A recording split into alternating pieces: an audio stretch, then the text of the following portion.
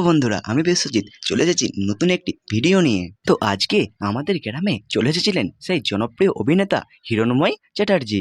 হ্যাঁ, সেই হিরণদা যাকে আপনারা নবাব নন্দিনী, মজনু, জিও পাগলা, জামাই বদল, জামাই 420 এবং আরও অনেক মুভিতেই দেখেছেন।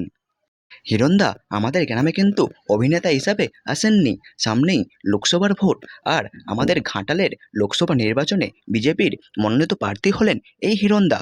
তাই ভোট প্রচারের উদ্দেশ্যেই আমাদের গ্রামে এসেছেন। তো দেখুন, হিরণদার গাড়ি এসে পৌঁছে গেছে আমাদের গ্রামে। এবার হিরণদা গাড়ি থেকে নেমে পড়বে।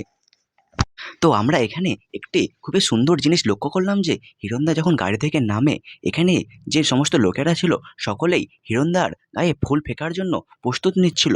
কিন্তু হিরণদা এখানে সকলকেই বারণ করে দিলেন যে কেউই ফুল ফিকবেন না, দয়া করে কেউ ফুল ফিকবেন না। তো প্রথমে আমরা বুঝতে পারিনি যে কেন হিরণদা এই কথাটা বললেন। তো পরে আমরা জানতে পারলাম যে হিরণদা নাকি বলেছেন এই ফুল শুধুমাত্র ভগবানের জন্য, আর কোনো মহান ব্যক্তির জন্য। আর আমি কোনো ভগবানও না, আর কোনো মহান ব্যক্তিও না, তাই দয়া করে কেউ আমার গায়ে ফুল ফিকবেন না। তো হিরণদার মুখে এরকম কথা শুনে হিরণদার প্রতি যে রেসপেক্টটা ছিল সেটা আরও অনেকটাই বেড়ে গেল। কারণ আমরা সচরাচর কোনো সেলিব্রিটির মুখে এরকম কথা শুনতে পাইনি। তো এখানে হিরণদা বুঝিয়ে দিলেন যে তার ভাবনা চিন্তা অন্যান্য সেলিব্রিটিদের থেকে অনেকটাই আলাদা। তো এরপর হিরণদা আস্তে আস্তে আমাদের বাড়ির পাশে যেই কালী মন্দিরটি রয়েছে সেই কালী মন্দিরে মায়ের দর্শনের জন্য চলে যাচ্ছেন, এবং আমিও হিরণদার সাথে সাথে ক্যামেরাটা নিয়ে হিরণদার ভিডিও করতে করতে চলে যাচ্ছি।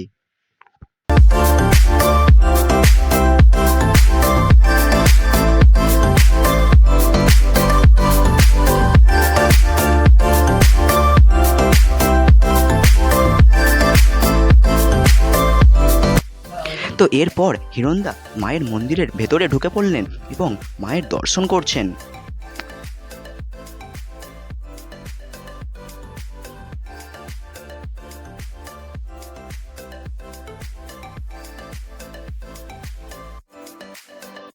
তো আপনারা একটু দেখে নিন যে হিরণদাকে দেখার জন্য কত মানুষের ভিড় হয়েছে এখানে, শুধুমাত্র হিরণদাকে একটা নজর দেখার জন্য।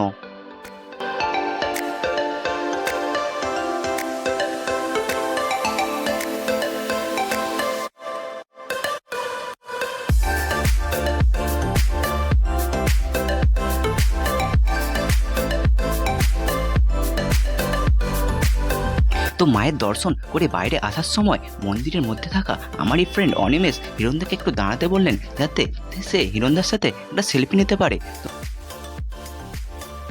তো হিরণদা ওদের সাথে সেলফি নিয়ে এবার নিচের দিকে আসতে শুরু করলেন।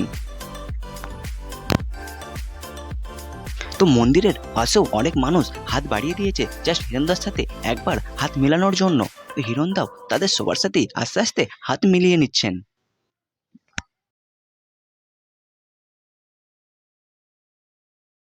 তো এরপর মন্দিরের বাম পাশ থেকে একজন বলল যে হিরণদা তুই দাঁড়াও, একটু সেলফি নেব। তো হিরণদা খুবই হাসি মুখে সবার সাথেই সেলফি নিচ্ছেন এবং সবার সাথেই খুবই ভালো ব্যবহার করছেন। তো এরপরে আমরা দেখলাম যে বিজেপির মহিলা সদস্যরা হিরণদার হাতে পদ্ম ফুল দিয়ে হিরণদার সাথে হাত মিলিয়ে নিচ্ছেন। তো তো আর যারা যারা ওখানে উপস্থিত ছিলেন সকলেই হিরণদার সাথে হাত মেলানোর জন্য হাত বাড়িয়ে দিচ্ছেন, এবং যারা যারা ফোন নিয়েছিলেন সকলেই হিরণদার সাথে সেলফি তোলার জন্য ব্যাকুল হয়ে যাচ্ছেন। তো এরপর কেউ একজন হিরণদার হাতে তার মাইক্রোফোনটা তুলে দিলেন হিরণদাকে কিছু বক্তব্য দেওয়ার জন্য। তো প্রথমেই হিরণদা এখানে জানালেন যে এই গ্রাম্য পরিবেশে এসে হিরণদার খুবই ভালো লাগছে, এবং এত মানুষের ভালোবাসা পেয়ে হিরণদা সত্যি খুবই খুশি। তো হিরণদা আরও জানালেন যে তিনি যদি এই নির্বাচনে জিতে যান এই মন্দিরের জন্য এবং এই গ্রামের জন্য আরও অনেক কিছু করবেন। তো এই ফাঁকে আমিও হিরণদার সাথে একটি ছোট্ট সেলফি নিয়ে নিলাম। তো এখানে আমি একটা জিনিস লক্ষ্য করলাম যে হিরণদা কিন্তু কাউকে নিরাশা করেননি, নিজে হাতে ফোন নিয়ে তার ভক্তদের সাথে সেলফি নিয়ে নিচ্ছেন, এবং যে যে সেলফি নিতে আসছে সকলের সাথেই সেলফি নিচ্ছেন, কোনো রাগান্বিত হননি কিংবা বিরক্ত বোধও করেননি।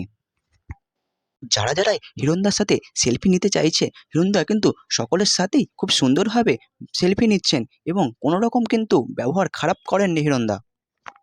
তো আমাদের এখানে অনেকটা টাইম কাটানোর পর হিরণদা এবার আস্তে আস্তে বেরিয়ে যাবে অন্য জায়গায়। তো রাস্তায় যেতে যেতেও যারা যারা হিরণদার সাথে হাত মেলাতে চাইছে, হিরণদা কিন্তু সবার সাথে খুবই সুন্দর ব্যবহার করে সবার সাথেই হাত মিলিয়ে নিচ্ছে এবং কথাবার্তা বলছে।